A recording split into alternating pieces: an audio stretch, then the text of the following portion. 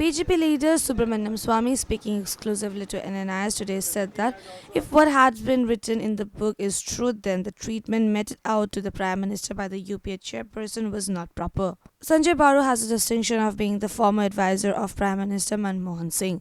He has raked up a massive debate over who has been in actual command all these years while the Congress has been in power. His book, The Accidental Prime Minister, has raised quite a few questions and given the opposition fresh ammo to attack the government, especially over the dual power center. He was the advisor of Manmohan Singh during his first term between 2004 and 2008. Dr. Baru writes that after he led the Congress party to electoral victory in 2009, Dr. Singh had made the cardinal mistake of imagining the victory was his. In the 201-page book, Dr. Baru writes that the then principal secretary had regular meetings with Sonia. Dr. Baru claims Sonia Gandhi decided key appointments to the cabinet and to the PMO. The PMO has meanwhile rubbished all the claims.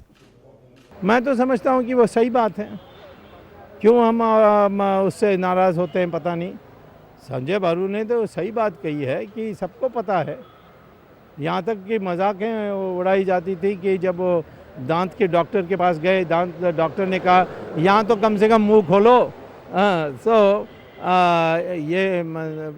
ये बड़ी खेद की बात है कि सोनिया गांधी ने हमारे देश के प्रधानमंत्री की ये हालत की।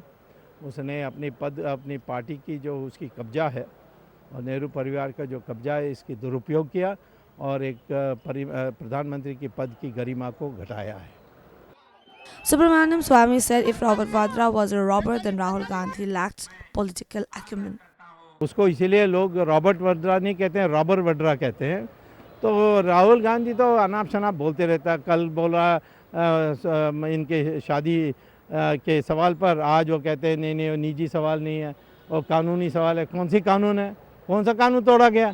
कोई कानून नहीं तोड़ा गया। इसको अकल ही नहीं है, इसको कोई शिक्षा भी नहीं है, तो उसको समझ में नहीं आती।